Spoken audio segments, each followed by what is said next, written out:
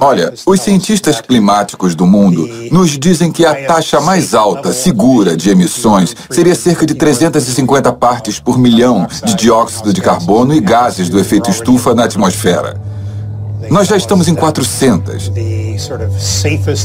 Eles dizem que o mais seguro que poderíamos esperar aguentar, sem sofrer implicações perigosas, no caso de seca, fome, conflitos, extinção em massa, seria um aumento na temperatura de cerca de 2 graus Celsius. E nós estamos bem perto disso.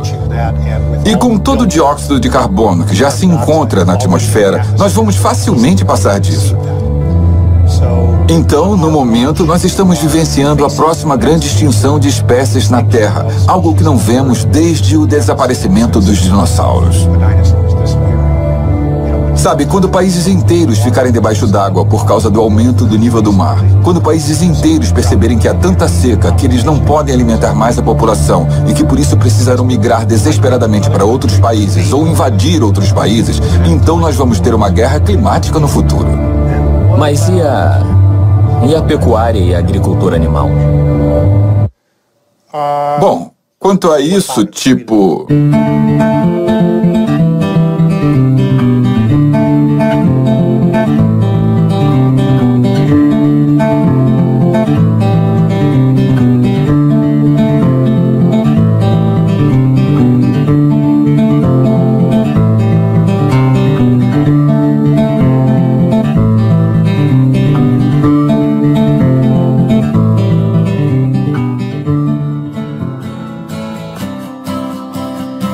Meu nome é Kip. Esse sou eu. Eu tive uma infância americana padrão. Minha mãe era professora, meu pai era militar e eu tenho uma irmã. Eu joguei vários esportes quando crescia, mas eu sempre amei a natureza e acampar. A vida era simples, sem qualquer preocupação. Até que um cara apareceu na minha vida. Como muitos de nós, eu vi o filme Uma Verdade Inconveniente sobre o impacto do aquecimento global e isso me deixou aterrorizado. No filme do Al Gore, ele descreve como a Terra corre perigo. Mudanças climáticas afetam todas as formas de vida nesse planeta. De tempestades monstruosas, queimadas gigantescas, as maiores secas, geleiras derretendo, da acidificação dos oceanos a países inteiros ficando submersos. Tudo isso pode ser causado pelas necessidades humanas na Terra. Eu queria fazer tudo o que pudesse para ajudar. Eu decidi bem naquele momento a mudar minha forma de viver e fazer o que fosse possível para encontrar um jeito para todos nós vivermos juntos em equilíbrio com um planeta sustentável para sempre. Eu decidi fazer tudo o que Al nos disse para fazer. Eu desenvolvi TEC, Transtorno Ecologista Possessivo. Eu separei o lixo e reciclei. Eu me adaptei, mudei todas as lâmpadas, tomei banhos mais curtos, fechei a água ao escovar os dentes, apaguei a luz ao sair dos cômodos e eu ia de bicicleta ao invés de sair de carro para todos os lugares. Mas com o passar dos anos, parecia que as coisas estavam piorando. Eu me perguntei, com toda essa crise ecológica que vem assolando o planeta, será que mesmo se todo mundo adotasse essa mudança de hábitos, isso seria suficiente para salvar o planeta? Parecia que havia algo mais na história. Eu pensei que estava fazendo tudo o que podia para ajudar o planeta. Mas então, com a publicação de um amigo, tudo mudou. O texto me apresentou um relatório online publicado pelas Nações Unidas declarando que a prática da pecuária produz mais gases de efeito estufa do que as emissões de todo o setor de transportes. Isso quer dizer que a indústria bovina produz mais gases do efeito estufa do que os motores de carros, caminhões, trens, barcos e aviões juntos. Vacas e outros animais criados produzem uma quantidade substancial de gás metano em seu processo digestivo. O gás metano da pecuária é 86 vezes mais destrutivo do que o dióxido de carbono dos veículos. Eu estava andando de bicicleta para cima e para baixo para ajudar a reduzir as emissões, mas acontece que tem mais coisas nas mudanças climáticas do que somente combustíveis fósseis. Eu comecei a fazer mais pesquisas. A ONU, junto com outras agências, publicou que não só a pecuária tem um imenso papel no aquecimento global, como também é a maior causa de consumo de recursos e degradação ambiental que destrói o planeta hoje em dia.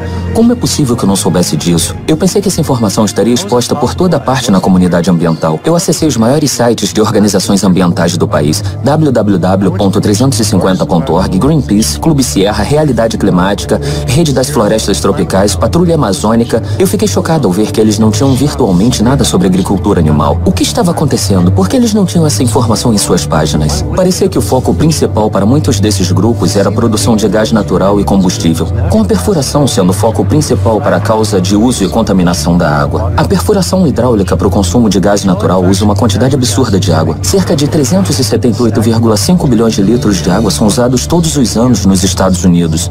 Mas quando eu comparei isso com a agricultura animal, a pecuária, só os Estados Unidos usa 128,5 trilhões de litros de água. E por coincidência, a emissão de gás metano das duas indústrias é praticamente a mesma. Morando na Califórnia, um estado assolado pela seca e escassez de água, esse uso é a maior preocupação para muitos de nós. Um californiano usa em média cerca de 567,75 litros de água por dia. E quase metade disso tem a ver com o consumo de produtos da indústria bovina. Os produtos bovinos consomem água intensamente, em parte porque os animais consomem grãos que necessitam intensamente de água. É isso que eles comem. E então toda a água que rega os grãos que os animais comem é considerada essencialmente como parte do consumo de água virtual desse produto.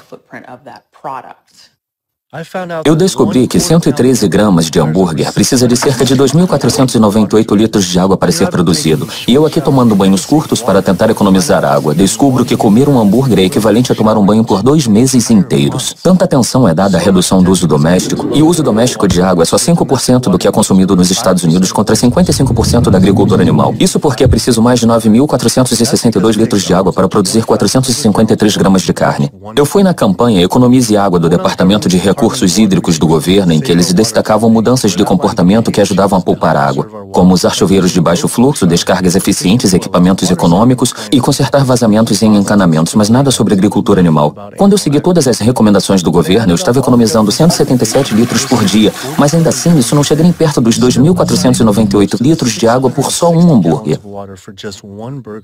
Eu queria ver se conseguia de algum jeito conversar com os governantes sobre isso. Eu gostaria de saber se consigo agendar uma entrevista. Sim, acho que sim. Como está a sua agenda para hoje à tarde ou amanhã à tarde? Amanhã à tarde para mim tá bom. Para o ambiente urbano, tem muita coisa que pode ser feita dentro de casa, entende? Usar chuveiro de baixo fluxo, torneiras de baixo fluxo, descargas eficientes, aparelhos eficientes. Todas essas são áreas boas para conseguirmos reduzir o consumo. Mas as maiores economias de água são externas. Temos que ter consciência de como usamos a água. Temos que ser o mais eficiente possível. Temos que proteger a qualidade e temos que ser bons fiscais do meio ambiente que depende da água. E checar os vazamentos. Muitas vezes temos muitos vazamentos e difusores quebrados e coisas desse tipo que desperdiçam água. E essas são áreas com bastante espaço para conservação. Mas o que eu quero saber é sobre a agricultura animal. O que você pode me dizer sobre isso? Sobre qual o papel dela no consumo e poluição da água?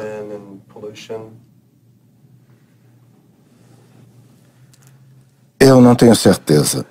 Essa não é a minha área. Tem um estudo que descobriu que 453 gramas de carne consome 9.462,5 litros de água. Sim. E para ovos são 1.805,44 litros de água. E para o queijo quase 3.406,5 litros. Assim, eu acho que é simples. Por que isso não está no Economize Água? Isso é como se você fosse na casa de alguém e esse vizinho tivesse uma torneira vazando, sabe? Pingando, pingando. E então você vê uma mangueira gigante aberta no máximo até que 2.498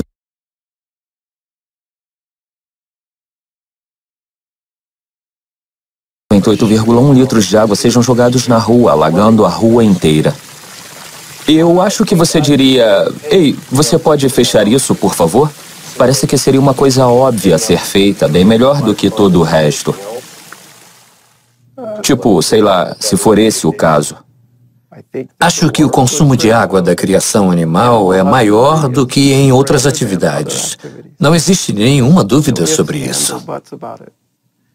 Isso seria realmente poderoso. Só que ao invés de esperar até estarmos vivendo uma seca, entende? O que você acha de começar agora e dizer para quem quer que esteja à frente do Economize Água: ei, vamos encorajar as pessoas a comer menos carne agora, porque esses estudos foram publicados? Eu não acho que isso vai acontecer. Por quê? Eu não acho que isso vai acontecer. Por quê? Por causa da forma como o governo atua por aqui. Isso é muito interessante, mas por quê?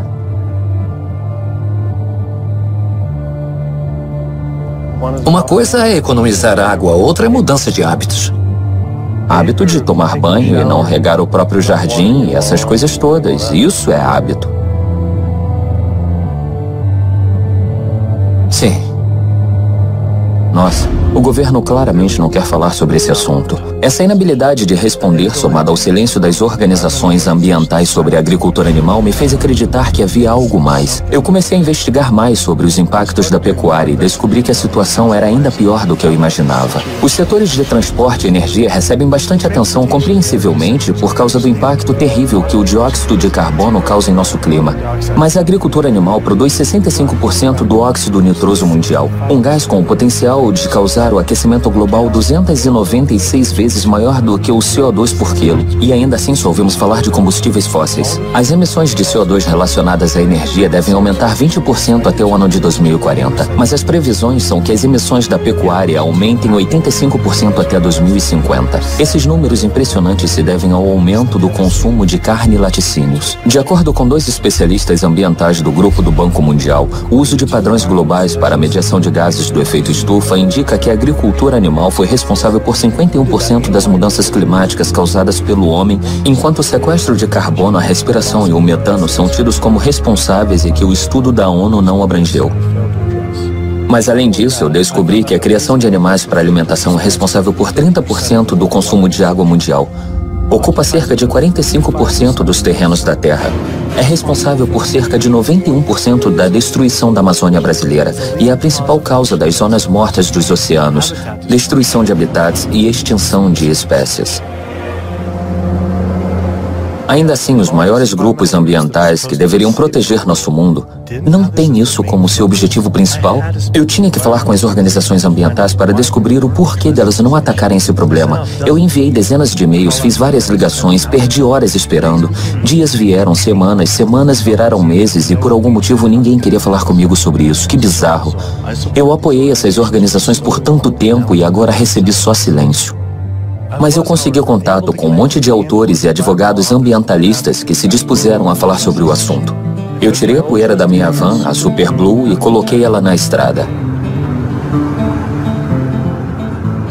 Pelos meus cálculos, se não usarmos mais qualquer gás ou combustível daqui para frente, nós ainda vamos exceder as emissões máximas de gases do efeito estufa, entende? Os 565 gigatons até o ano de 2030, sem o setor da eletricidade ou o setor da energia sequer alimentar essa equação, simplesmente por causa da pecuária de consumo. Se reduzirmos a quantidade de emissões de metano, o nível na atmosfera cairia bastante rápido e em décadas. Ao contrário do CO2, que se reduzirmos as emissões na atmosfera, não vamos realmente ver sinais de diminuição dele em menos de 100 anos. É um desastre ambiental que está sendo ignorado pelas mesmas pessoas que deveriam combater o desflorestamento, o uso da terra, escassez de água, desestabilização de comunidades, fome mundial. A lista não acaba. Animais silvestres formavam, 10 mil anos atrás, 99% da massa vital da Terra. E nós, seres humanos, éramos só 1%. Hoje, só 10 mil anos depois, que é só uma fração de tempo, nós, seres humanos, com os animais que nós criamos cativos, somos 98% da massa vital. E os animais silvestres e selvagens formam só 2%. Nós basicamente roubamos totalmente o mundo, a terra, dos animais silvestres para o nosso próprio uso e para as nossas vacas e porcos e galinhas e fazendas de peixes, enquanto nossos oceanos foram simplesmente devastados.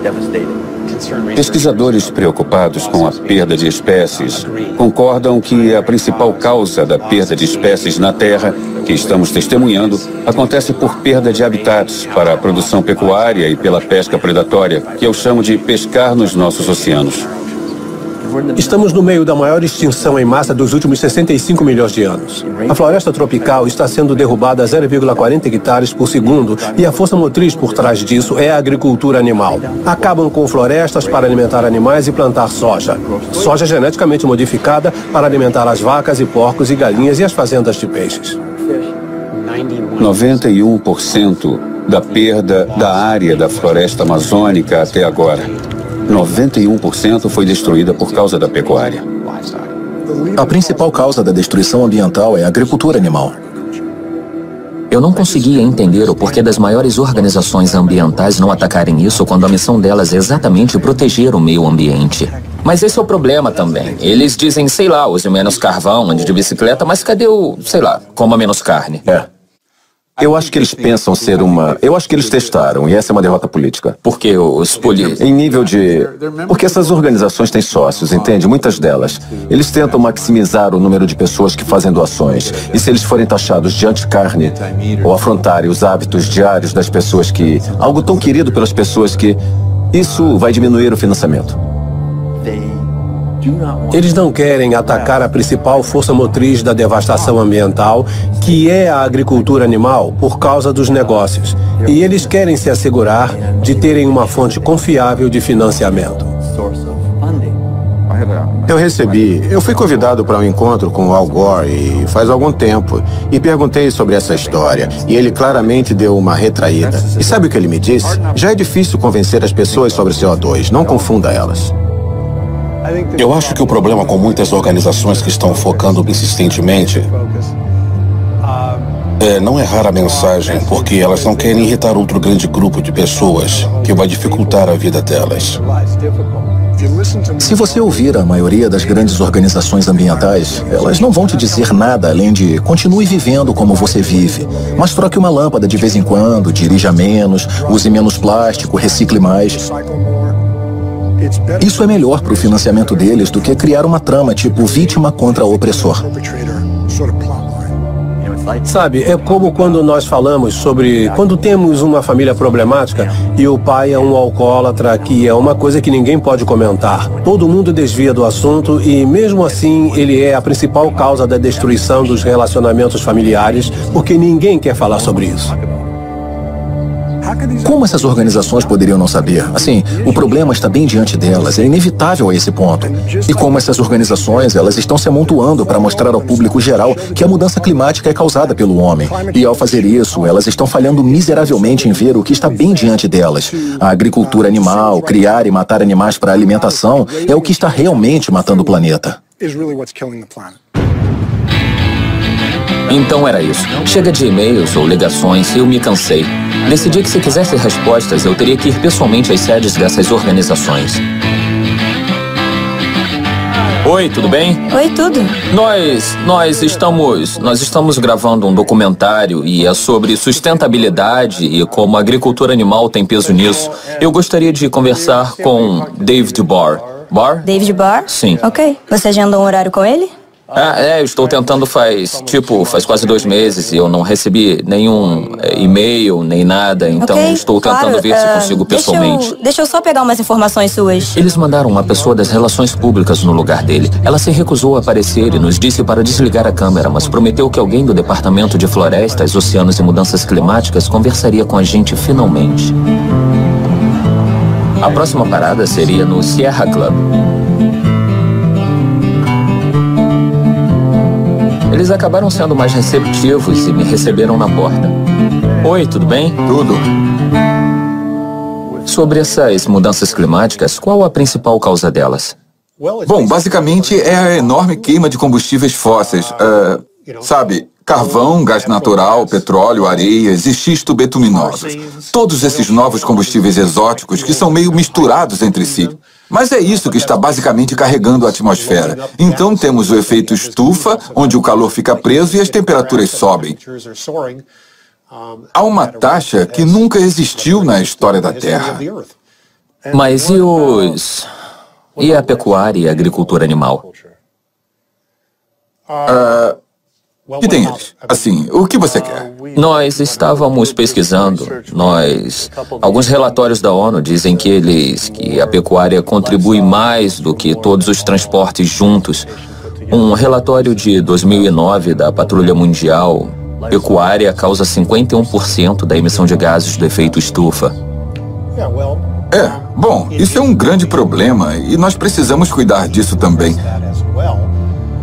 Mas sei lá, existem tantas fontes potenciais de metano e emissões de carbono.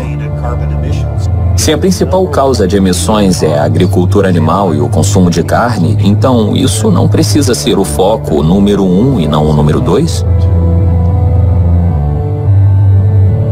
Bom, essa é a sua abordagem. Nossa abordagem é diferente. Bom, isso foi bizarro. Então o Greenpeace me respondeu hoje e disse: foi bom encontrarmos com você ontem.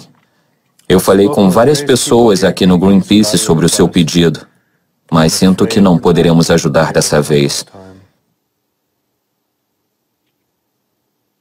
Obrigado e nós te desejamos boa sorte. A resposta do Greenpeace me lembrou a estatística de que 52.548 quilos de excremento animal são produzidos a cada segundo só nos Estados Unidos. Isso é resíduo suficiente por um ano para cobrir todo o território de São Francisco, Nova York, Tóquio, Paris, Nova Delhi, Berlim, Hong Kong, Londres, Rio de Janeiro, Delaware, Bali, Costa Rica e Dinamarca, combinados. As operações pecuárias em terra causam mais ou criam mais de 500 zonas mortas por excesso de nitrogênio nos nossos oceanos, ocupando mais de 245,95 quilômetros quadrados de área completamente sem vida. Então, qualquer discussão significativa sobre o estado de nossos oceanos precisa sempre começar com discussões claras sobre a agricultura animal em terra. O que não é o que nossos grupos de conservação, e o Oceana é o maior do mundo no momento, o mais influente, assim como outros. Isso não é o centro das discussões. Eu fui no site da minha organização de proteção oceânica favorita, a Fundação Surfrider, para ver o que eles estão falando disso. Eu encontrei muita coisa sobre sacos plásticos e lixo, mas nada sobre agricultura animal. Qual o maior poluidor de qualidade da água da costa? O que é... é muito disso. Tem uma... Na verdade, nós chamamos tudo de coquetel tóxico porque é realmente algo de origem difusa. Então sei lá, metal pesado de pneus e freios de carro, metais pesados. Esses herbicidas e pesticidas, eles estão meio que pegando tudo que jogamos no solo, juntando tudo e despejando no oceano. Então é bem difícil destacar, uma coisa. Enquanto estávamos fazendo nossa pesquisa para esse assunto específico, nós encontramos com uma certa frequência, nós, entrevistamos mais e mais pessoas e continua vindo à tona que a agricultura animal está sendo... Nós lemos que a agricultura animal está no topo da poluição da água, bem mais do que qualquer outra coisa. Isso é interessante. Eu acho que depende da região que você analisa. Em áreas urbanas, que é mais ou menos onde nós estamos, aqui no sul da Califórnia, nós não vemos isso porque não tem muitas, fazendas de pecuária. Mas se você olhar no centro do país, em Maryland, Virgínia, Carolina do Norte, aquela região... Eu sei que tem muitas granjas e muitas fazendas de porcos, e isso é um problema sério. Eu fiquei surpreso que não só eles não focam nos restos das fazendas, como também não mencionaram qualquer campanha sobre como nossos oceanos estão perto do colapso. O relatório da ONU diz que 3/4 dos peixes do mundo sofrem pesca predatória e têm sua população muito reduzida por causa da pesca em excesso. Os oceanos estão sendo arrasados como nunca antes. E os ambientes marinhos estão com problemas. E se nós não acordarmos e fizermos algo, nós vamos ver oceanos sem peixes até o ano de 2048. É essa a previsão dos cientistas. O fato é que quando vemos os peixes, às vezes só olhamos para o fato de serem animais consumidos pelos humanos. Então, nós não necessariamente olhamos para os animais que ficam presos em redes ou que são assassinados na indústria. Nós retiramos mais de 28 bilhões de animais do oceano no ano passado. Eles nem tiveram a chance de se recuperar, não se multiplicam tão rápido. Eles não voltarão, não damos qualquer chance para eles. A forma que acontece a pesca hoje para alimentar a demanda de 90 mil toneladas de peixe é basicamente por redes de pesca. Para cada quilo de peixe pego, há cerca de 5 quilos de outras espécies indesejadas, como golfinhos, baleias, tartarugas marinhas e tubarões descartados como lixo. Se formos imaginar essa mesma prática acontecendo na savana africana, mirando gazelas, mas no processo pegando cada leão, girafa, avestruz e elefante, ninguém apoiaria isso. Ainda assim, é isso que acontece no oceano todos os dias. Entre 40 e 50 milhões de tubarões são mortos todo ano em redes e linhas de pesca sem intenção. Então, suas barbatanas podem ou não ser cortadas, mas eles são apanhados inicialmente sem intenção. É assim com a pesca sustentável, inclusive, ou de forma sustentável em muitos casos. Para peixes considerados sustentáveis, por exemplo, pela Oceana e organizações de sustentabilidade certificadas. Então, o que eu penso é, por que paramos com o banimento da sopa de barbatana, se nossa preocupação é com tubarões, como é a dessas organizações e também da maioria do público hoje em dia? Se nos preocupamos com tubarões, devemos banir a pesca. Eu visitei o site do maior grupo de conversação oceânica do mundo, a Oceana, para ver o que eles estão fazendo sobre isso. Lá no site, junto com a palestra do CEO Andy Sharpless, eu me assustei ao ler que eles, na verdade, recomendam que uma das melhores formas de ajudar os peixes é comer peixe. Com a população de peixes perto do colapso, é como dizer que a melhor forma de ajudar pandas em perigo é comer pandas. Eu não conseguia entender como a Oceana pode dizer que é possível remover cerca de 100 milhões de toneladas de peixe por ano e considerar isso sustentável e bom para os nossos oceanos. Muitas espécies à beira da extinção estão beirando a extinção de forma gradativa e não se recuperaram com a proteção da Oceana, nem com a proteção do Conselho de Fiscalização Marítima e até com a proteção do Aquário de Frutos do Mar da Baía de Monterrey, o que, você sabe, eu menciono nas minhas palestras, que, sei lá, deveriam mudar de nome, já que não protegem nada. Eles estão só assistindo isso acontecer, ao invés de, sei lá, lutar agressivamente contra isso. Assim, de acordo com a Organização de Alimentos e Agricultura das Nações Unidas, sabe, quase 3/4 de todos os pesqueiros pelo mundo praticam pesca predatória. Então não existem criações de peixes por aí que, sei lá, você pode considerar que tem níveis saudáveis para o ecossistema. Assistindo à palestra do Andy, ele falou sobre alimentar o mundo. Em 1988, a pesca, como você menciona, atingiu seu pico em 85 milhões de toneladas. Como é possível ser sustentável pegar 100 milhões de toneladas em 2050, independentemente de ser em um criadouro ou no oceano?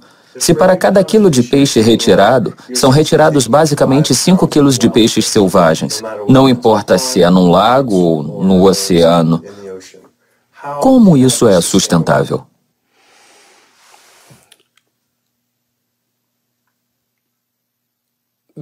A maior pergunta, certo, é que existe uma enorme produção natural que está, sei lá, basicamente vindo do oceano o tempo todo. Então, nós temos uma imensa quantidade de reprodução nas correntes marítimas de nossos oceanos que trazem, nutrientes milenares para o nosso ecossistema e transformam isso em peixe. Sim, eles acabam comendo uns aos outros e nós perdemos, sei lá, um pouco dessa produção a cada etapa da cadeia alimentar. Mas sempre tem mais a cada ano. Você pode pescar e retirar parte disso, e no ano seguinte haverá mais. E se fizermos isso certo, sem no fim das contas atingir a base da produção, é como se agíssemos em nosso interesse, entende? Contanto que nós não acabemos com a fonte, certo? Se você investe em algo, contanto que você não acabe com a fonte, sua fonte permaneça intacta, você pode viver potencialmente dos rendimentos para sempre. Essa é a ideia básica com os peixes. Com nossa população atual, o que estamos fazendo é 75% de desperdício de peixes jogados fora, entende? É uma boa analogia com o dinheiro. Não estamos vivendo de rendimentos, estamos devendo muito. E se nossa população que tenta viver em família com a mesma quantidade de dinheiro, aumentamos a população em 35% para 9 bilhões de pessoas, não é só, precisamos parar de gastar dinheiro, precisamos parar de comer peixe. Sim, bom, se você pudesse trazer o investimento de volta. A pesca de qualquer tipo acaba não só as espécies, mas nós viramos assassinos em série. Quando uma espécie atinge seu mínimo e eles, a indústria pesqueira, sem aquela espécie, vai buscar uma nova espécie, entende? Isso é extinção em série. É um ótimo nome. E no processo, peixes estão desaparecendo. Não só espécies estão sendo perdidas, mas a próxima geração está sendo perdida. E então o mecanismo é extremamente destrutivo. Estamos perdendo espécies de peixes, mas precisamos ter em mente que também estamos destruindo habitats.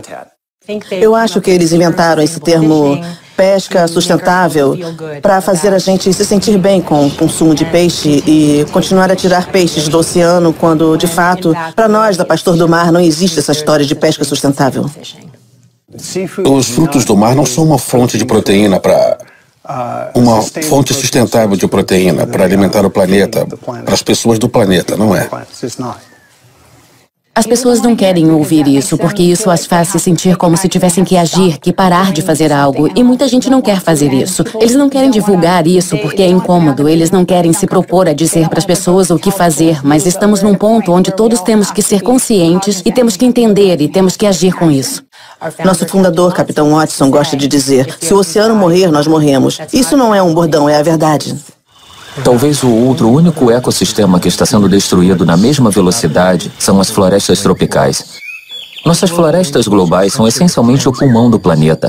Elas respiram CO2 e exalam oxigênio. 0,40 hectares de floresta é derrubado a cada segundo e a maior causa disso é para a criação de gado e plantio de seu alimento. Isso é essencialmente um campo de futebol desmatado a cada segundo. E estima-se que todo dia cerca de 100 espécies de plantas, animais e insetos se perdem por causa da destruição das florestas.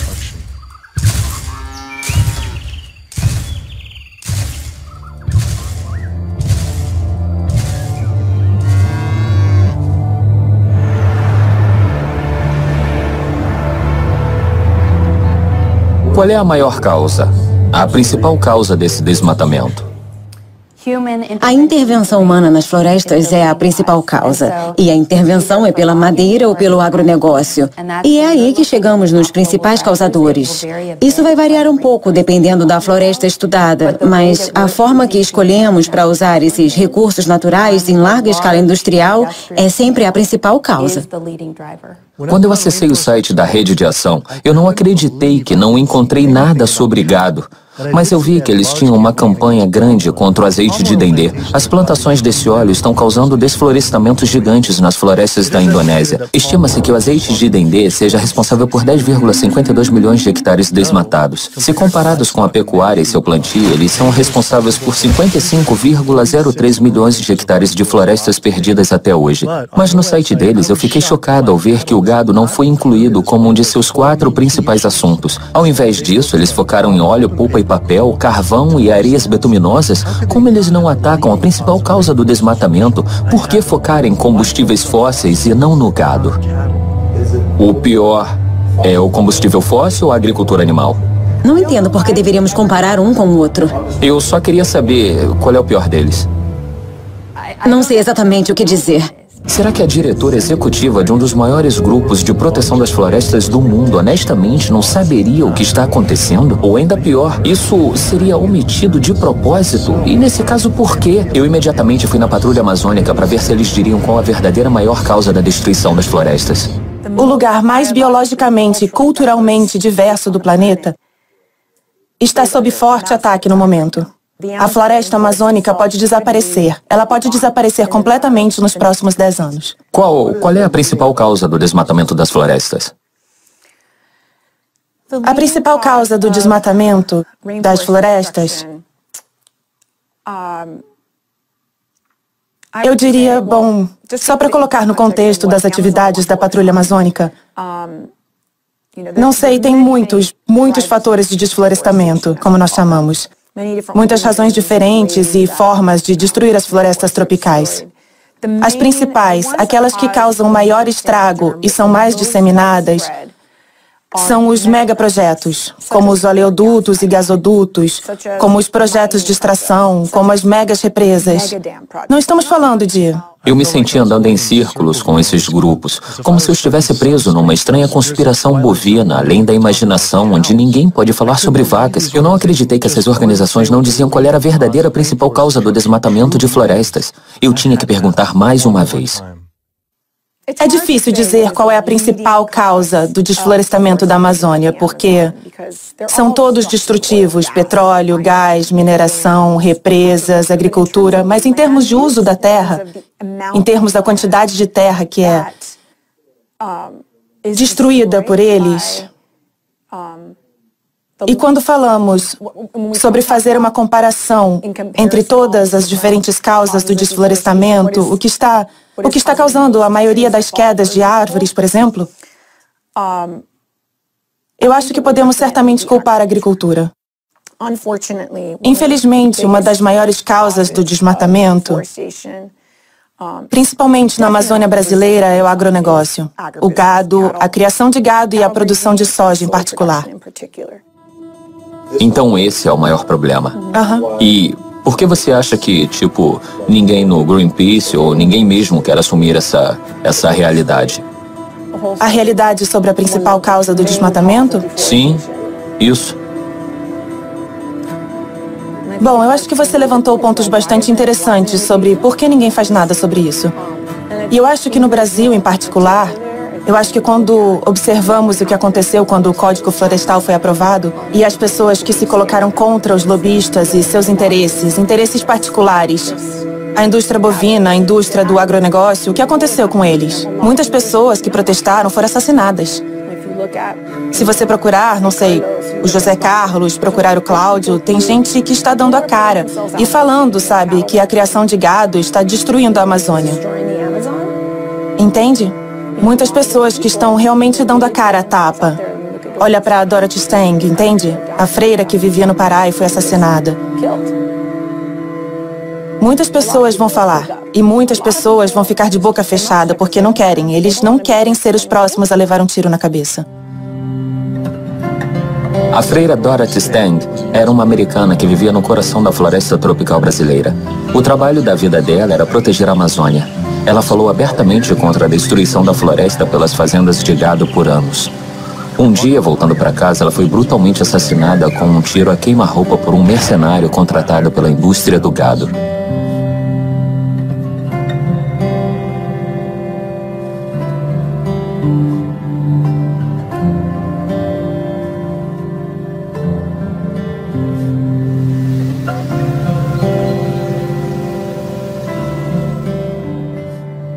Depois que o Greenpeace rejeitou a entrevista, eu escrevi novamente implorando por outra chance. O Greenpeace respondeu de novo dizendo: infelizmente, nós ficamos sem meios de ajudá-lo e não nos envolveremos dessa vez. Você mencionou também estar conversando com a Oceana. Com certeza, eles poderão fornecer excelentes declarações sobre problemas relativos aos oceanos. Obrigado mais uma vez por lembrar de nós. Incrível. Com o Greenpeace não querendo ser entrevistado, eu tive que encontrar um caminho diferente para as respostas. Tem alguma coisa muito estranha acontecendo aqui. Felizmente, eu encontrei um ex-membro diretor do Greenpeace que agora fala abertamente sobre a indústria. Organizações ambientais, como outras organizações, não estão dizendo a verdade sobre o que o mundo precisa de nós enquanto espécie. É muito frustrante quando a informação está bem diante de nós, está documentada em artigos revisados e periódicos. Qualquer um pode ler, mas as organizações ambientais se recusam a agir. Você não encontra em nenhuma de suas políticas e em nenhuma das missões do Greenpeace que a dieta é importante, que a agricultura animal é o problema. Eles se negam, como outras organizações ambientais, a abordar o problema. A comunidade ambiental está falhando conosco e com os ecossistemas. E é muito frustrante ver eles fazendo isso. NRDC, a melhor defesa da Terra. Tudo bem, então aqui eles têm algumas coisas sobre agricultura animal.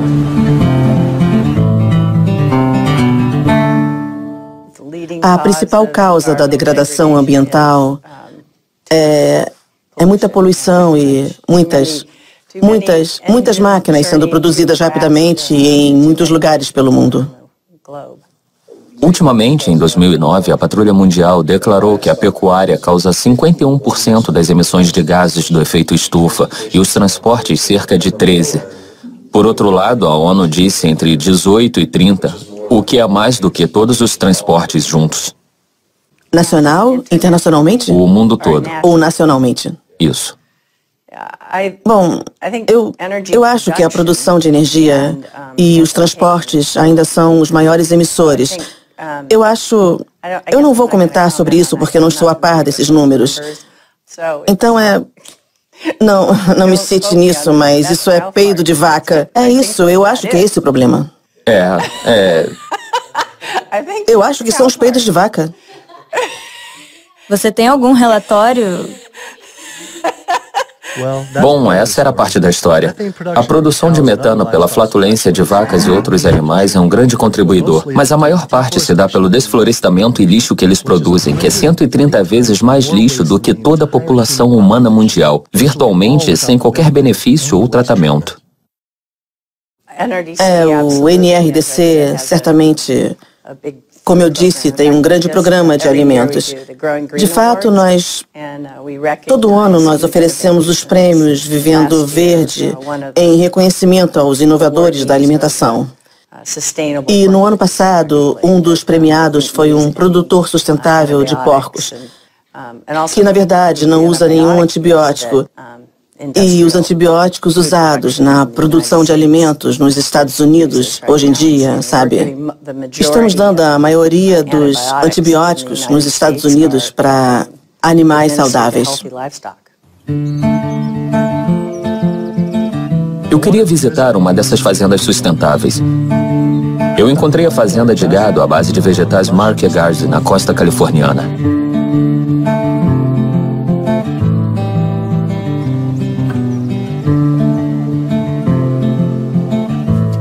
Eu conheci o Eric e a Doniga Markegard e seus 4 filhos. Lia e Larry acordam às 6 e vão ordenhar as vacas e alimentar os porcos.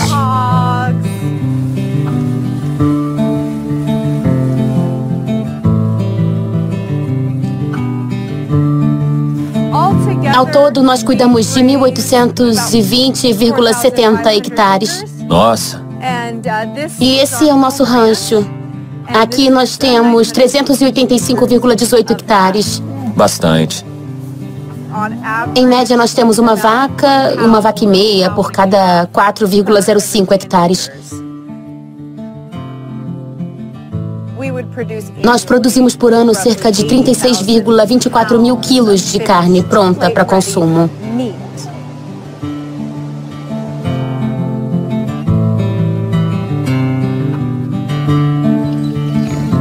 Nós mantemos uns 10 porcos numa área de cerca de 20,23 hectares. E eles pastam numa área de cerca de 4 hectares. Algumas pessoas acham que os porcos são sujos e nojentos, mas eu gosto deles. Eles conhecem a gente, eles são nossos amigos e são muito legais. E eles podem ser nossos melhores amigos ou podem ser como irmãos. Viu? Eles reconhecem quando você gosta deles. Assim, eu não deveria me apegar, mas nós temos que ter porcos legais. Por que você não deveria se apegar? Bom, porque eles vão acabar virando bacon. Ah, é? Mas... Esses porcos têm uns 7 meses agora. Ah, é? Nossa. E esses maiores estão ficando prontos para o abate. Aqueles 2 menores ali, sabe, eles vão crescer por mais alguns meses. Eu amo os animais. E é por isso que eu estou no ramo das carnes.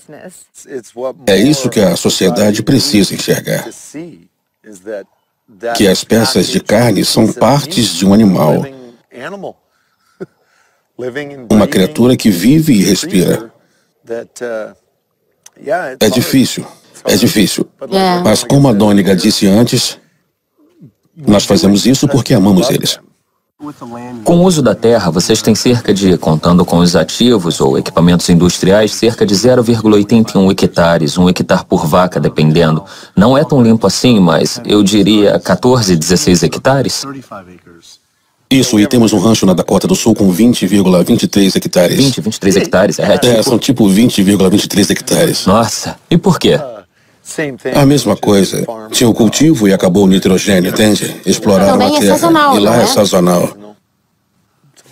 E é possível, ou é prático, para o mundo todo dizer crie gado à base de pasto? Tipo, no Brasil, onde, sei lá, 80%, supostamente 80% da floresta tropical foi destruída pelo gado. E o que vocês pensam disso? Eles não deveriam comer carne. Se o meio ambiente deles não foi feito para criar gado, eles não deveriam comer carne. E como vocês anulam a pegada de carbono da pecuária?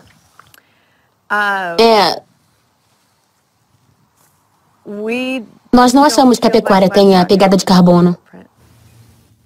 Eu saí de lá me sentindo confuso. E quanto ao gado à base de pasto não ter pegada de carbono, parece poder fazer sentido se eu somasse o uso da terra e a população. Se formos usar os Market Garden como modelo de criação de animais, o que requer 1.820,70 hectares para produzir 36,240 quilos de carne, o americano médio come 94,68 quilos de carne por ano. Se fosse tudo de gado à base de pasto, só 382 pessoas poderiam se alimentar dessa terra. Isso equivale a 4,73 hectares por pessoa, vezes 314 milhões de americanos, o que é igual a 1,5 bilhões de hectares de terra por pasto. Infelizmente, só existem 0,77 bilhões de hectares nos 48 estados americanos mais ao sul.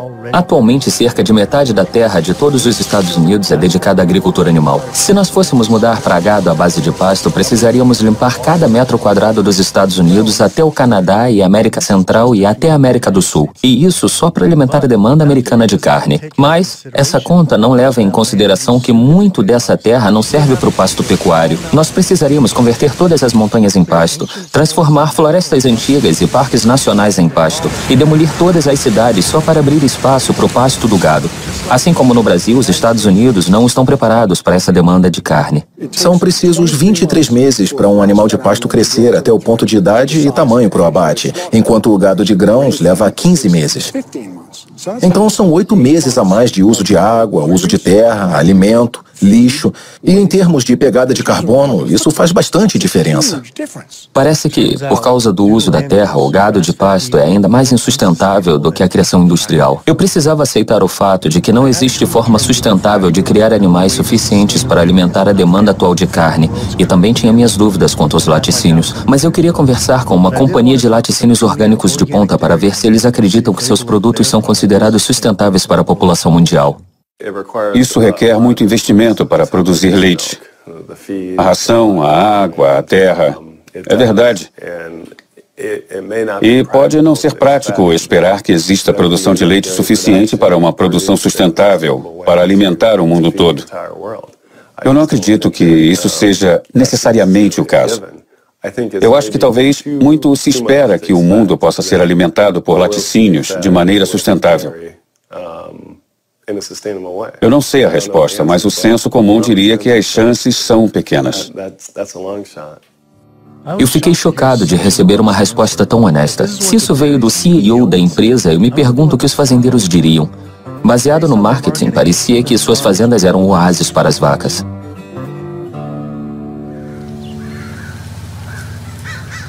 Não era isso que eu esperava.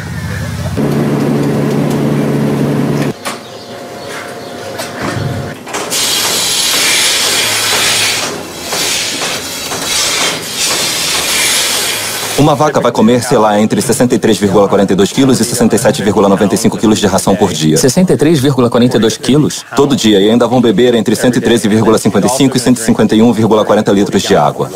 Minha nossa. Chega a cerca de provavelmente 20 toneladas por semana. 20 toneladas de grãos por semana. 20 toneladas de grãos por semana. Para? Primeiro para as nossas vacas leiteiras, então cerca de 250 vacas. Sim, então a maior parte da sustentabilidade, para mim, o item número 1 da lista deveria ser a aproveitabilidade. Como esse processo completo funciona, do início ao fim, a vaca precisa ter um filhote para produzir leite. Então ela tem um filhote. Esse bebê fica com a mãe por menos de 2 dias, e então eles vão para a unidade de criação para ficar numa sala individual onde eles serão criados. Como produzimos laticínios, só as fêmeas nos dão leite.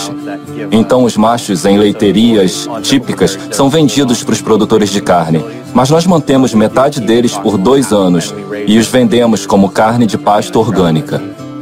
Então todas as vacas leiteiras eventualmente vão para a indústria de carne? Em algum ponto da vida ela vai enfraquecer, então temos que tomar uma decisão de negócios nesse momento. Vamos tentar investir nela para dar mais leite, ou vamos vendê-la para outra leiteria ou para a indústria de carne.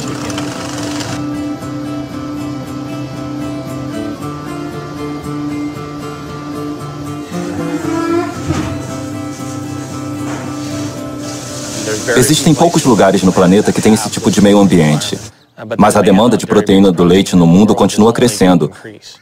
E não há terra suficiente no planeta para fazer esse tipo de leiteria ao redor do mundo. Acontece que o meio ambiente não vai ser assim, não tem tanta terra. Então eu acho que, em escala global, a conclusão é que laticínios não são sustentáveis. A menos que comecemos a destruir casas e criar novas pastagens. E a única forma de começar a destruir casas é ter menos gente. Mas nós todos, nós sabemos que, sei lá, a população vai continuar a crescer. E isso significa mais comércio de laticínios, com certeza.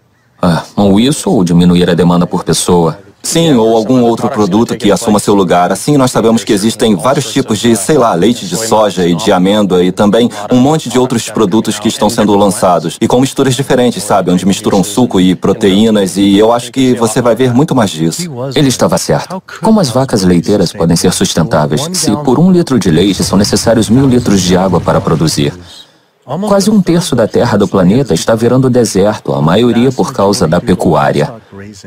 Ao pesquisar sobre gado de pasto, eu encontrei o trabalho de Alan Savory. Ele diz que a melhor maneira de reverter essa desertificação é, na verdade, criar mais animais. Isso me lembrou a Oceana dizendo que a melhor forma de ajudar os peixes era comer peixe. Esse é o mesmo homem que, durante os anos 50, trabalhou como chefe pesquisador do Departamento de Esportes de onde hoje é o Zimbábue, e que disse que os elefantes causavam a desertificação por lá.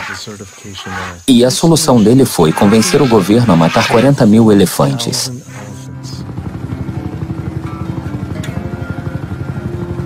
E depois de 14 anos de massacre impiedoso, as condições só pioraram. A teoria dele estava errada. A matança finalmente acabou, mas não até dezenas de elefantes e suas famílias serem mortos. Eu nunca aceitaria conselhos ecológicos deste homem.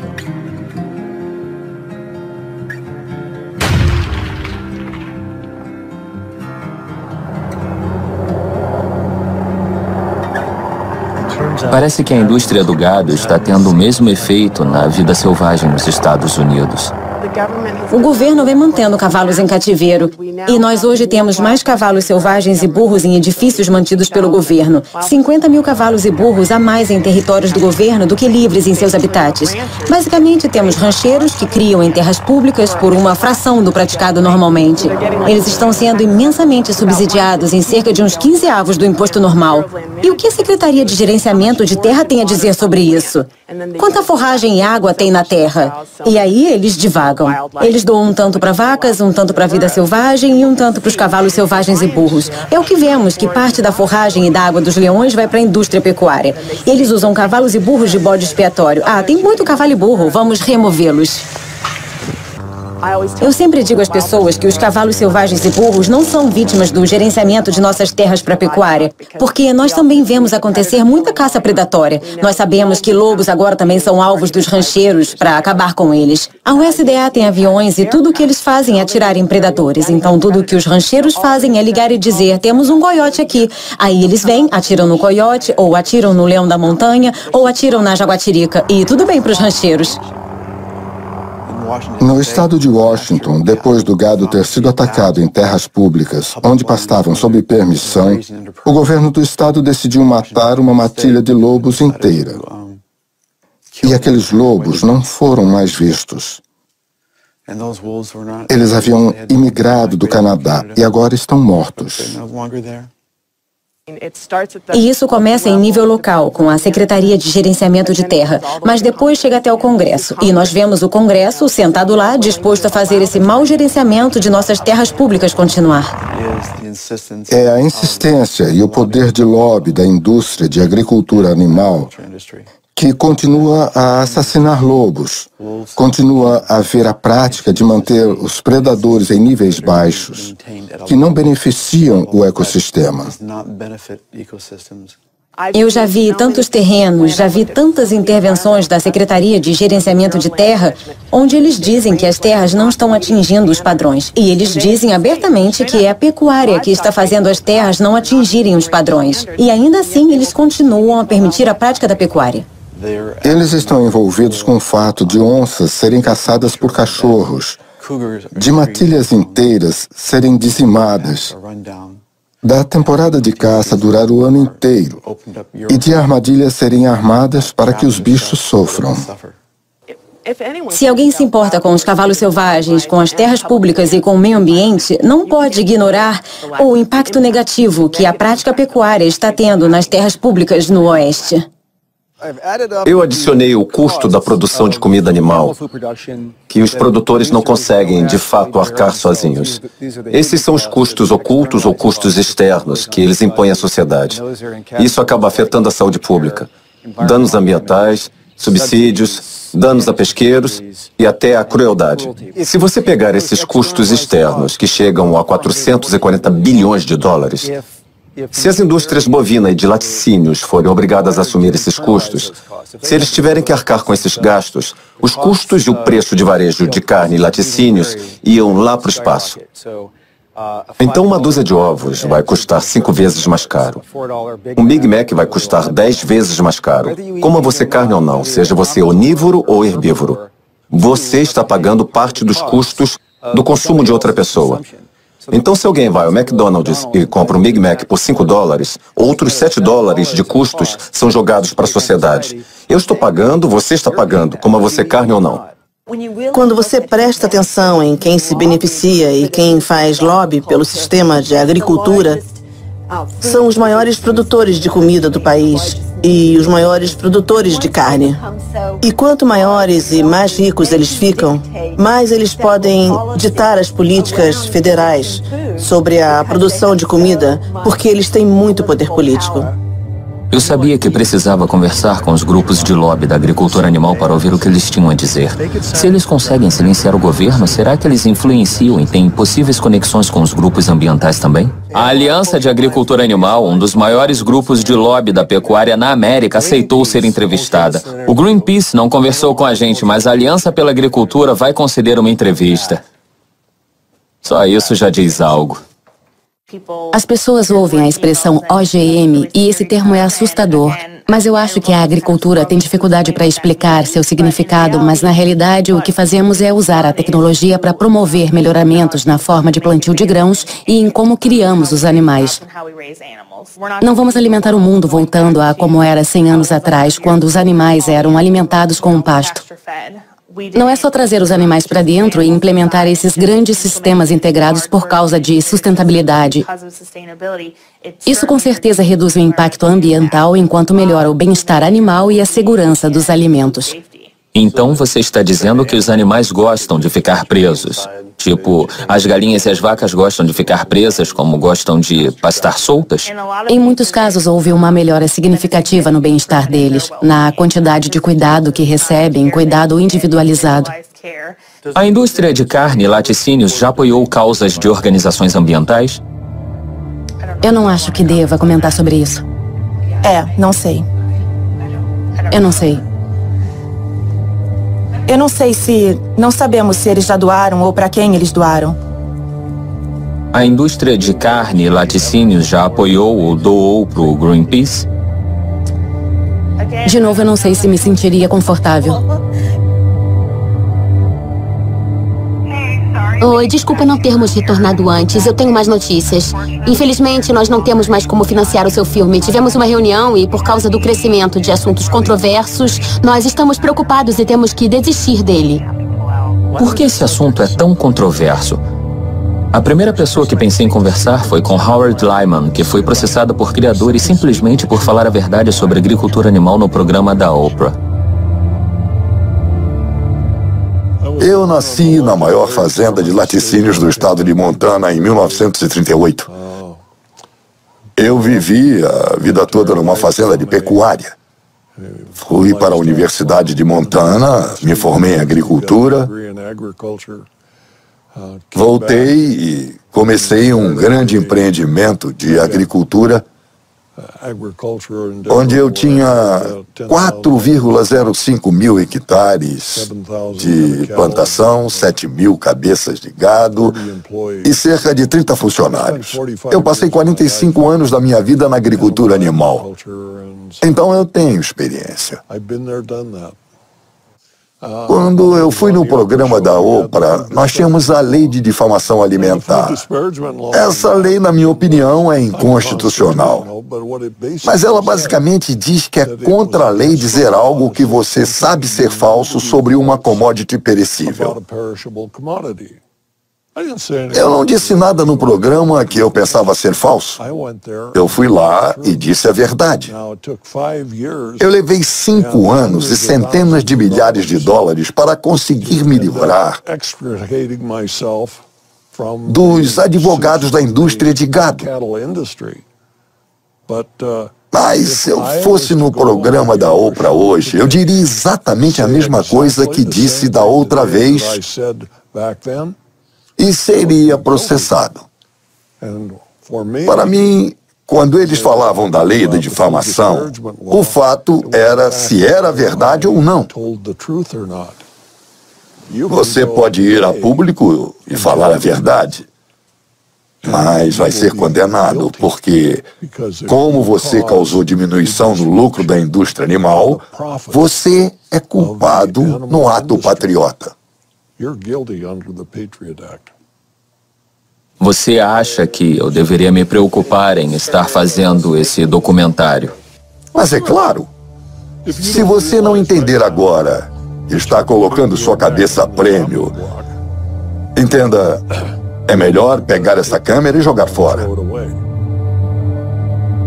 A indústria de agricultura animal é uma das mais poderosas indústrias do planeta. Eu acho que a maioria das pessoas do país sabe da influência do dinheiro e da indústria na política. E nós podemos enxergar isso claramente com essa indústria em particular. A maioria das pessoas ficaria chocada em saber que os ativistas do meio ambiente e dos direitos dos animais são as maiores ameaças de terrorismo doméstico de acordo com o FBI. E por que isso? Isso é difícil de responder. Por que esses grupos estão no topo das prioridades do FBI? Eu acho que grande parte se deve ao fato deles, mais do que outros movimentos sociais, estarem ameaçando diretamente o lucro das corporações. Quando tentamos descobrir como as fazendas industriais e a agricultura animal estão poluindo o meio ambiente, eles tentam vetar a divulgação dessa informação, seja por meio da segurança nacional ou segurança pública, por problemas com marcas registradas ou segredos de negócio. Nós já vimos várias tentativas de manter as pessoas ignorantes quanto ao que eles fazem. E uma das maiores indústrias do planeta com o maior impacto ambiental está tentando nos manter ignorantes sobre como ela opera. Com a Lei da Liberdade de Informação, nós conseguimos documentos da Unidade Antiterrorismo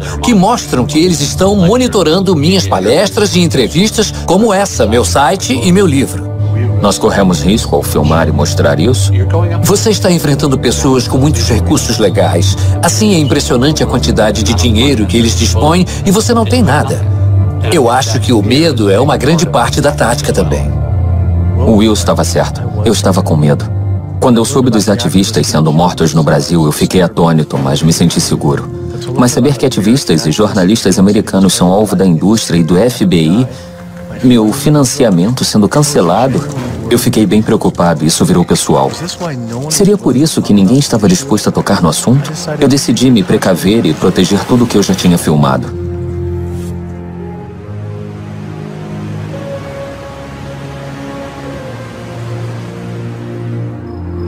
Eu estava mais do que preocupado em imaginar o que podia acontecer se eu fosse mais a fundo nesse assunto. Parecia que a única decisão a tomar seria largar as câmeras e desistir. Mas então eu percebi que isso era muito maior do que qualquer preocupação pessoal que eu pudesse ter. Isso era sobre toda a vida na Terra sendo ameaçada por nossos atos. Agora, ou você vive por alguma coisa ou morre por nada. E eu nunca realmente tive uma escolha. Eu decidi então me render não ao medo desse segredo, mas à busca pela verdade. Eu não podia ser como essas organizações ambientais e me calar enquanto o planeta está sendo comido vivo bem diante dos meus olhos. Eu tinha que levantar e continuar em frente.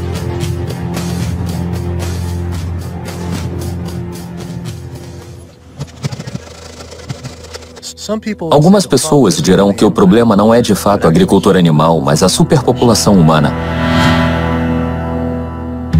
Em 1812 havia 1 bilhão de pessoas no planeta. Em 1912 havia 1,5 bilhão. Aí, no espaço de 100 anos, nossa população explodiu para 7 bilhões de humanos. Esse número merece grande atenção, mas fica ainda mais importante quando percebemos que essa população cria 70 bilhões de animais em fazendas. A população humana bebe 19,68 bilhões de litros de água todo dia e come 9,51 bilhões de quilos de alimento. Mas só as 1,15 bilhões de vacas do mundo bebem sozinhas 170 bilhões de litros de água por dia e comem 61,16 bilhões de quilos. Esse não é um problema populacional, é um problema de população que consome carne. Organizações ambientais não debaterem isso é como organizações de saúde tentarem combater o câncer de pulmão sem debater o fumo de cigarros. Mas ao invés de fumar passivamente, é comer passivamente que afeta todo o planeta. Nós temos cerca de 1 bilhão de pessoas passando fome todos os dias. No mundo todo, 50% dos grãos e legumes cultivados são dados a animais. Eles estão comendo grandes quantidades de grãos e legumes. E nos Estados Unidos, chega perto de 70, 80, dependendo de que grão falamos, até 90% da soja produzida. 82% das crianças famintas do mundo vivem em países onde a comida é dada para animais em sistemas pecuários, que depois são mortos e servidos aos indivíduos mais abastados em países desenvolvidos, como Estados Unidos, Inglaterra e Europa. O fato é que nós podemos alimentar todo ser humano no planeta hoje com uma dieta adequada, se não fizermos nada além de pegar a comida que damos aos animais e transformá-la em comida para humanos. E alguém vem tentar defender os OGMs? Isso é como tentar dar um copo com água a um homem se afogando. Você pode produzir em média 15 vezes mais proteína de origem vegetal do que de carne em qualquer área da Terra, seja usando o mesmo tipo de terra ou uma área mais fértil em alguma parte do mundo, ou uma área devastada. Se nós reduzirmos a quantidade de carne que comemos e laticínios e ovos, poderíamos reverter todos os campos de monocultura de milho e soja geneticamente modificados em floresta novamente para ser habitada por animais. Sabe, sempre que alguém diz que nós não podemos plantar para humanos em terras onde estamos plantando alimento para animais, alguém está desmerecendo a maior plantação da Califórnia. O fato é que se você plantar milho para enfiar na goela de um animal, você pode plantar milho e alimentar um ser humano. Você encoraja as pessoas a comer menos carne pela imensidão de recursos necessários e pelo custo para o meio ambiente. E para os animais. E para os animais. E para os trabalhadores do sistema, porque é um sistema brutal em todos os níveis. Enquanto a população mundial continuar a aumentar até 9 bilhões de pessoas, você consegue prever um momento em que nós teremos que parar completamente de comer carne? Eu não sei se pararemos completamente. Eu acho que a quantidade de carne consumida vai cair. Não há como sustentar 260 gramas por pessoa por dia, o que é que os americanos comem hoje. Se somente os chineses decidirem que querem comer o mesmo e eles decidirem comer o mesmo, nós não teremos terra suficiente para produzir os grãos para alimentar tanta carne. Eu acho que uma dieta à base de plantas é mais sustentável. Mas o que você recomendaria para 9 bilhões de pessoas comerem para o planeta não ser só mais sustentável, mas para ele se recuperar? Dá para dar um número, tipo 28 gramas? De carne? E incluindo laticínio, talvez. Eu não acho. Eu não sei o quanto. Mas deveria ser algo em torno de alguns gramas por semana, entende? Não vai ser do jeito que comemos hoje. Estamos empanturrados de carne, estamos comendo demais. E isso inclui o queijo também? Tipo, 57 gramas no total? 57 gramas por semana? Somente gramas por semana parece ser nada. As pessoas poderiam produzir isso em seu quintal. Talvez uma produção de quintal seja sustentável. Eu tenho 42 patos. Eu comecei com 3 patos, 3 anos atrás. E do nada eles viraram uma população. Eu compro um saco de 33,98 quilos de sementes e ele dura hoje em dia 2 semanas. Os patos que vamos abater agora têm em média 2 anos. Quando você convive com eles se acostumam com você, entende? Eles não sentem medo de nada e eles fazem esses barulhos normalmente. Devagar. Calma, calma, calma. Ok. Não, nós vamos manter você. Ron, esses dois vão primeiro. Quer dar uma despertinho, hein? Comparados com galinhas, eles são a mesma coisa.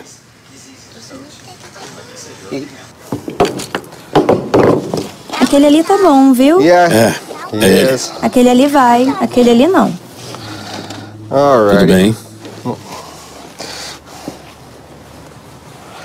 Ok. Bem ali.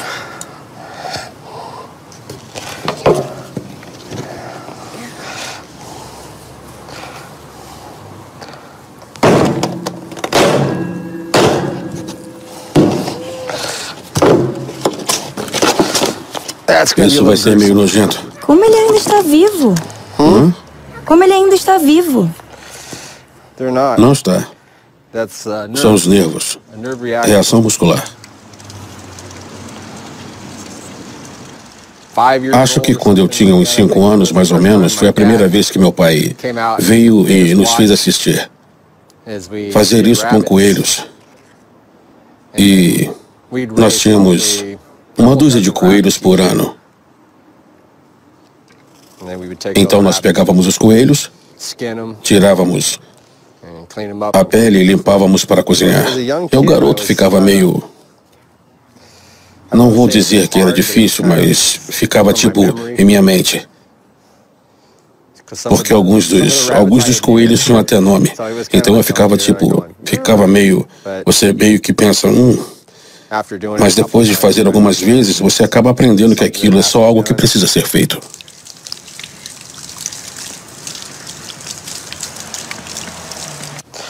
Os dedos não.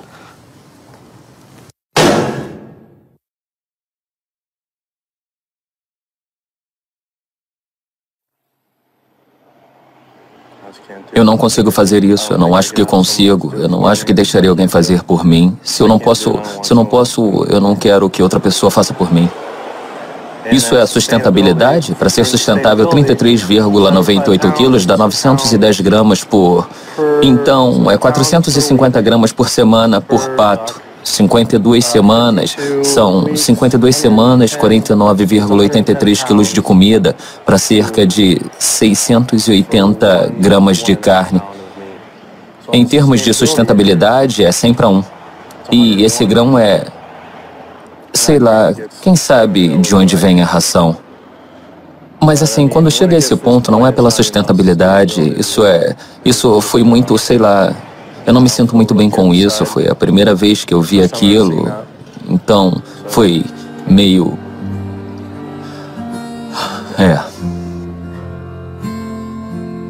Eu fiquei tão envolvido com a destruição causada pela agricultura animal que percebi que eu nunca cheguei a adentrar a óbvia realidade de que cada um desses animais foi morto. Isso sempre esteve desconectado, abstraído do ato de comer carne. Mas quando isso ficou pessoal, face a face, a história mudou. Eu já tinha marcado adiantadamente a filmagem de outro massacre de quintal a uma galinha que parou de produzir ovos. Eu não sabia como poderia sobreviver a outro massacre. Então eu não fui.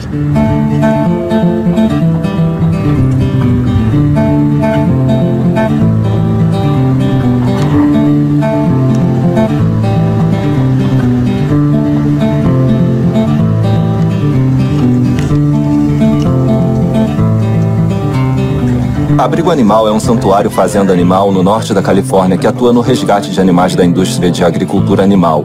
Muitas pessoas não percebem que galinhas criadas pela carne, como esse carinha atrás de nós, são geralmente abatidos com 42 dias de vida.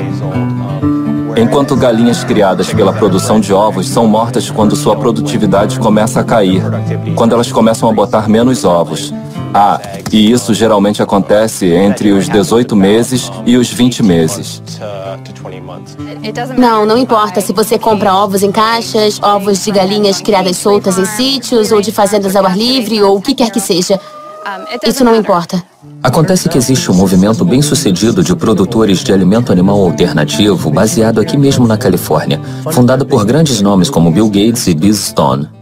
Quando você imagina todas essas galinhas botadoras de ovos comendo tanta soja e tanto milho, você tem uma taxa de conversão de energia de cerca de 38:1, enquanto alternativamente você pode usar plantas. E você pode cultivar essas plantas e pode convertê-las em alimento. E a taxa de conversão de energia para essas plantas que estamos usando para substituir os ovos é de cerca de 2:1, comparada com os 38:1 dos ovos. Então, nossa meta aqui é ter o maior impacto possível ao criar esse novo modelo que torna toda a indústria global de ovos obsoleta. Estamos fazendo os produtos ômega e provando que podemos fazer comidas mais saborosas e que são saudáveis. E só usa 1/20 da terra e dos recursos dos laticínios. Se eu dissesse que você pode ter a estrutura de fibras de carne, a sensação de saciedade, as proteínas e todos os benefícios nutricionais da carne sem consumir proteína animal de verdade, e ao fazer isso você ajudaria com a mudança climática, mexeria com as epidemias de saúde que estamos vendo, melhoraria o bem-estar dos animais e ajudaria na conservação de recursos naturais, você escolheria a mudança? Mas e se as pessoas comessem menos produtos animais? Tipo, não comer às segundas? Quando você não come carne na segunda, quando adere a essa campanha, você está essencialmente contribuindo para a mudança climática, poluição e destruição dos recursos do nosso planeta e da sua própria saúde em 6 dias da semana, ao invés de 7. Você está criando uma falsa justificativa, claramente um falso senso de justificativa pelo que está fazendo nos outros 6 dias da semana. Em outras palavras, sei lá, nós não devemos realmente nos deleitar com os louros do que fazemos certo apenas 1/7 do nosso tempo.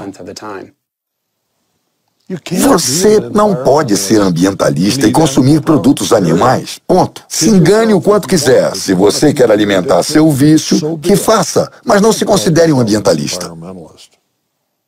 Eu sabia que precisava parar de consumir produtos animais. Eu queria ajudar o planeta a ser sustentável, mas eu precisava me sustentar. Eu tinha dúvidas sobre ser saudável e não comer carne, laticínios e ovos. Eu só conhecia a dieta padrão com a qual eu cresci. Mas é possível ser um vegetariano ou vegano saudável? Se é possível ser um vegetariano ou vegano saudável, eu sou vegano já faz 32 anos e eu corro alguns quilômetros todos os dias. Eu pedalo 65, 80 quilômetros no interior da cidade. Eu trabalho várias horas. Eu me sinto ótimo. É legal acordar com o corpo esguio e leve todos os dias. E muitos dos meus amigos veganos e pacientes, entende, são, sei lá, eles melhoraram desde a transição para a dieta vegana. Então sim, eu já vi mães veganas passarem por gravidezes saudáveis e darem à luz filhos veganos, que são criados e se transformam em adultos veganos inteligentes. Sim, com certeza todos os nutrientes que precisamos estão no reino das plantas, é isso mesmo.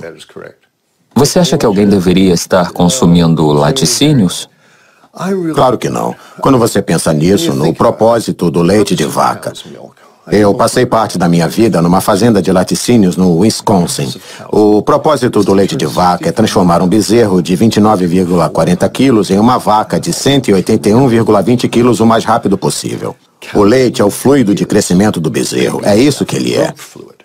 Tudo naquele líquido branco, os hormônios, o sódio, os fatores de crescimento, o FCI, tudo. Cada um desses elementos existe para transformar um bezerro numa vaca imensa, ou não estaria lá. Não importa se você coloca leite no seu cereal, ou transforma em iogurte, ou fermenta como queijo, ou congela como sorvete. É o líquido de crescimento do bezerro. E as mulheres bebem, e isso estimula os tecidos, e elas têm câncer de mama, aumenta o tamanho do útero, e elas têm fibroides que sangram, e elas precisam fazer histerectomias e precisam de mamografias. E deixam os homens com peitos grandes, é isso.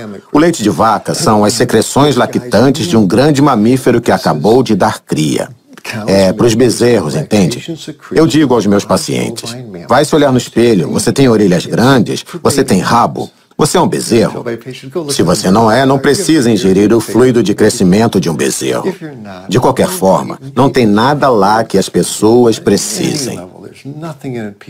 Eu fiquei aliviado ao ouvir que não preciso consumir produtos animais para ser saudável ou até para viver bem, mas ainda pensava que precisava de estrume animal para plantar agricultura orgânica. Acontece que tem um movimento enorme de pessoas que plantam comida sem qualquer ajuda animal. Eu visitei a fazenda urbana Earthworks em Detroit, onde eles estão plantando para comunidades com poucos recursos financeiros.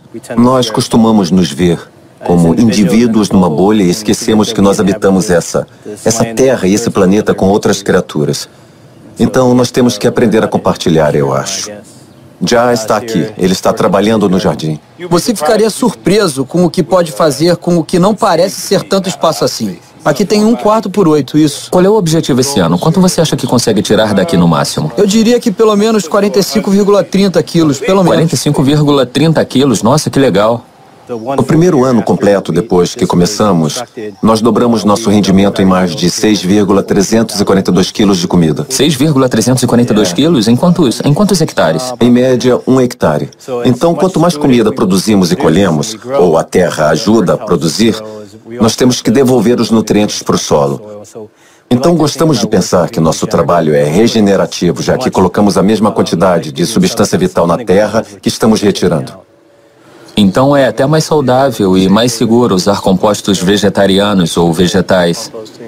Sim, foi isso que descobrimos, mas também porque leva menos tempo e é bem mais fácil de gerenciar. Bem mais fácil, é. E o solo é tão rico quanto... Sim, com certeza. Não só o veganismo é mais compassivo, é também mais eficiente. E numa sociedade com tantos bilhões de pessoas, nós precisamos ser o mais eficiente possível. Algumas pessoas podem chegar e dizer que se abraçarmos essa visão primitiva, onde só existem animais selvagens e a gente volte a tipo caçar e coletar, que vai ser legal. Mas eram 10 milhões de pessoas no continente inteiro. Talvez um pouco mais, um pouco menos. Ninguém sabe ao certo. Hoje, agora, nós temos o quê? Nós temos 320 milhões na América, 25 milhões no Canadá, mais 100 e poucos milhões no México. Então, a América do Norte tem, sei lá, algo em torno de 450 milhões de pessoas. Tentar descobrir uma forma de balancear a agricultura animal com 450 milhões de pessoas famintas é impossível. Isso é impressionante. Eu não acreditei quando soube disso. Mas 216 mil pessoas nascem no planeta todo dia. É extraordinário. Mas o que é realmente extraordinário é precisar por dia de mais de 13,76 mil hectares de terra para plantio. E isso não vai acontecer. Alimentar uma pessoa numa dieta vegana à base de plantas por um ano requer só 1/6 de 1 hectare de terra. Alimentar a mesma pessoa numa dieta vegetariana que inclui ovos e leite requer 3 vezes mais terra. Alimentar um cidadão americano padrão com carne, leite e ovos requer 18 vezes mais terra. Isso é porque você pode produzir 16,7 mil quilos de vegetais em 0,67 hectares, mas só 167,6 quilos de carne no mesmo pedaço de terra. Um californiano que consome muita carne pode economizar o equivalente a 1,4 toneladas de CO2 por ano se removesse a carne de sua dieta. Ele economizaria 1,6 toneladas ao virar vegetariano e 1,8 toneladas virando vegano. Isso é mais do que mudar sua casa para energia solar ou dirigir carros híbridos. Só mudar para um veículo elétrico economiza mais, o que ainda poucos podem pagar. Mas ao contrário dos carros elétricos, a economia não para nos gases de efeito estufa. Uma dieta vegana produz metade do CO2 de uma onívora americana, usa 1/11 da quantidade de combustíveis fósseis, 1/13 da quantidade de água e 1/18 da quantidade de terra. Depois de somar tudo isso, eu percebi que eu tinha chance de economizar todo dia mais de 4.163,5 litros de água, 20,03 quilos de grãos, 2 metros quadrados de terreno florestal e o equivalente a 4,5 quilos de CO2 e uma vida animal a cada dia. Se nós, enquanto sociedade, virarmos veganos e nos afastarmos do consumo de alimentos animais em direção a uma dieta à base de plantas, bom, o que poderia acontecer? Se não matarmos todas essas vacas e comermos elas, então não precisaremos criar tantas vacas porque estamos criando vacas, galinhas e porcos e peixes. Nós estamos criando eles, sei lá, por todo esse tempo e sem pestanejar. Então, se não criarmos eles, não precisaremos alimentá-los. E se não precisarmos alimentá-los, não precisaremos dedicar tanta terra para o cultivo de grãos e legumes e tudo mais para alimentá-los. E então a floresta pode voltar, a vida selvagem pode voltar, os oceanos podem voltar, os rios podem voltar a correr limpos, o ar pode voltar, nossa saúde pode voltar. A estrutura de energia renovável, como prédios solares e geradores eólicos espalhados pelo país para reduzir a mudança climática, essa é uma ótima ideia, mas é projetada para levar pelo menos 20 anos e custar no mínimo 18 trilhões de dólares para desenvolver. Outra solução para a mudança climática: nós podemos parar de comer os animais. E isso pode ser feito hoje. Não precisa levar 20 anos e com certeza não precisa custar 18 trilhões de dólares porque não custa nada. Algumas pessoas dizem, vamos resolver o CO2 e aí a gente se preocupa com o metano. Esse é errado. O que faz sentido é fazer o contrário. Faça algo sobre o metano e a resposta virá imediatamente. Sem qualquer sombra de dúvidas, é a coisa mais importante que alguém pode fazer pelo meio ambiente. Nenhum estilo de vida tem um alcance tão grande e um impacto tão profundamente positivo no planeta e em toda a vida na Terra do que escolher parar de consumir animais e viver do veganismo. Você não acha que o problema seria resolvido num piscar de olhos? Eu vou te falar. Tudo o que precisamos é que os ambientalistas vivam o que pregam. E o mundo seguirá um novo caminho. Nós não vamos ter sucesso até acabarmos com a agricultura animal. E por sucesso, eu quero dizer não salvar os ecossistemas a tempo, não ter alimento suficiente para todas as pessoas do planeta, não parar o aquecimento global, não parar de poluir as zonas mortas que ocorrem nos campos de milho e soja plantados para alimentar a pecuária. E nós não vamos parar a caça aos lobos e outros predadores. A fazenda orgânica é um passo positivo gigante na direção certa, mas nós precisamos continuar andando, nós precisamos ir além dos orgânicos, nós precisamos de sustentabilidade. Quando você tira os animais da equação, você também tira os gases do efeito estufa e também tira os riscos à saúde e tira alguns dos fatores externos ligados à escassez de alimentos. Mas uma coisa que é impressionante, eu acho que a gente traz de volta nossos valores. Valores como compaixão, integridade e gentileza, valores que são naturais para os seres humanos. Você traz isso de volta e reconstrói a história da nossa alimentação. E eu acho que isso alimenta o progresso. Eu também acho que isso ajuda as pessoas a pararem antes de comer ovos, antes de comer um bife, antes de comer um nugget e se perguntarem, é isso que eu realmente quero? Ou eu, na verdade, quero algo mais?